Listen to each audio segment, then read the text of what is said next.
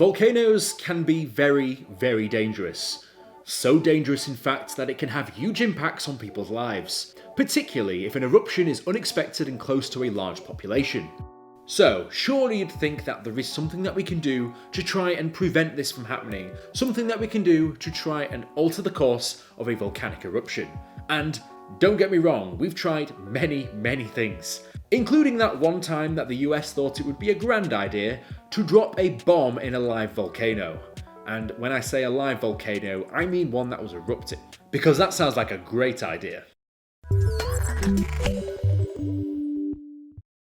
Hello! Welcome to Brainspill, the laziest show on the internet. My name is Tank, and today we're talking about a volcano that erupted in Hawaii in 1935, known as Mauna Loa.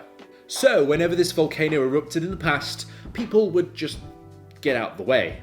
I mean, it's unfortunate that you build your settlement right near one, but if it happens, then the safest thing to do is just move away and then maybe come back again once the volcano has decided to calm down.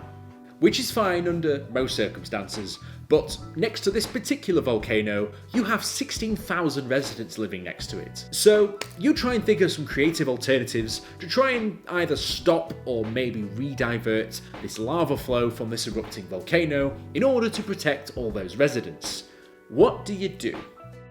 Even if people are able to get out of the way without a scratch, you can imagine that tons of infrastructure and land get absolutely decimated by a volcanic eruption. Whilst the flow of lava was at a rate of about 1 mile a day, it slowly creeped towards the Wailuku River, which risked cutting off the water supply to the town. This again had much wider consequences, allowing for such a volcanic eruption to basically try and be contained. Therefore, the US decided to undertake a little test to see if they could do anything to curb the eruption. And whilst you could maybe think of a few less direct ways of trying to simply stop an eruption, one brilliant idea was clearly that from an American, which was just to bomb the living shit out of it. Given these very real risks, the United States Army Air Service was called with Lieutenant Colonel George S. Patton, arranging for the detonation of the bombs near the volcano's vent. If that name is familiar, he would later be well known and gain infamy from World War II as a US general. Fun fact. So, why did they do this? Well, as fun as it is to drop bombs in a volcano, it actually had a more practical purpose, and that was basically to try and disrupt the lava flows and channels and create new streams in order to divert the lava away from the course and path it was going to be taking. As much as simply dropping bombs to destroy the volcano, that's really not the goal here, and I highly doubt that that would even be effective in the first place. On the 27th of December 1935, a squadron of Keystone B-3 and B-4 biplanes flew over the Hilo and dropped 20 bombs into it, totaling 3.6 tons of TNT. This was the first time in history something like this had pretty much ever been done, and you want to bet how it went? The eruption itself stopped 6 days following the bombing of the volcano, with it being reported at the time that this mission was a success, due to the fact that the bombing had helped hasten the end of the flow. However, Howard Stearns, a USGS geologist, who was on board the last plane to deliver the bombs, didn't agree with this conclusion and went on to record in his autobiography a few years later that he admitted that this was probably a coincidence, but that the bombing itself would probably have had limited impact. So basically the lava flows did stop, but it wasn't a sudden stop from the use of a bomb, it was a slow burn and a slow and steady stop. So difficult to draw a correlation between the two. You know what, strangely enough, when I have acid reflux and I drop a hot chili down my throat, it doesn't stop it, it just makes it 10 times worse. So I'm surprised that by dropping a bomb in this, it didn't absolutely explode the volcano and spew lava even more, because that's what my first impression of it would have been, but there we are. So yes, like I said, the goal here was to try and disrupt the lava flows and channels, create new flows, and try and disrupt it as much as possible to limit the impact that these lava flows would have on the local town and residents.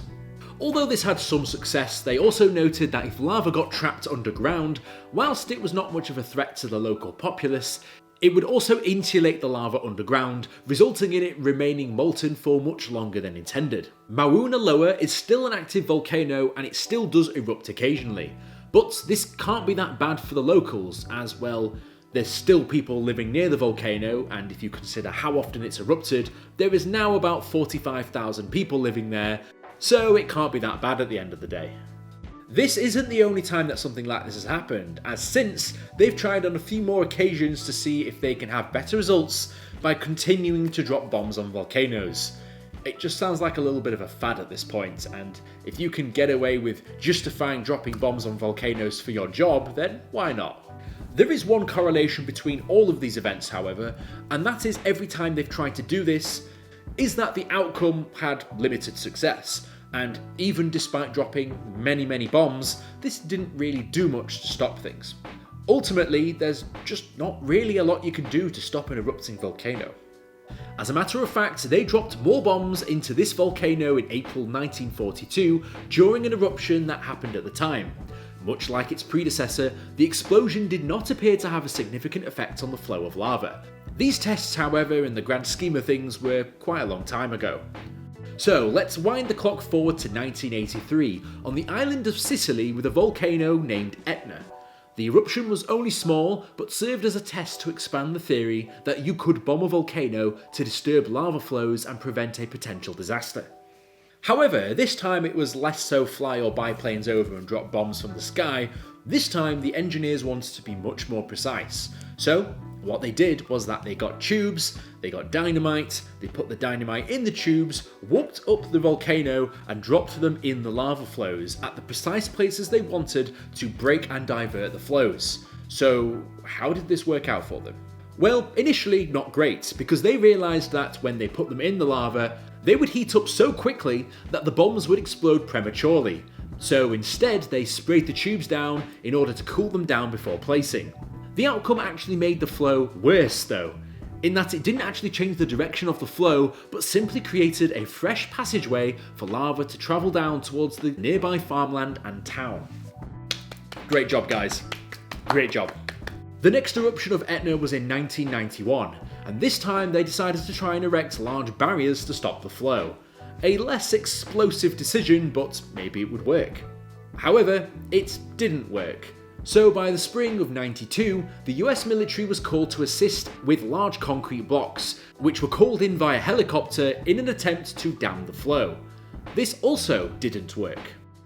So in May 1992, they decided, fuck it, let's just bomb it again. So that is exactly what they did. And just to make sure that they blew this thing to smithereens, they decided to plant about 7.7 tons of explosives. So this was going to be an explosive affair. Most of the lava poured out into a series of artificial channels where it cooled and hardened. A few hours later, the lava flow endangering the local populace was stopped in its tracks. So after some time and the use of many explosives, although you can't truly ever stop an erupting volcano, there are steps you can take to try and limit the damage as far as possible, and with a little bit of practice and a little bit of planning, you too might be able to dam or block a volcano's lava flow by the use of 7.7 tons of explosives. So just in case you ever wanted to help out to try and stop a volcano, there's your answer. If you guys liked that video, here's another one just like it. I'll see you guys in the next video. Fantastic.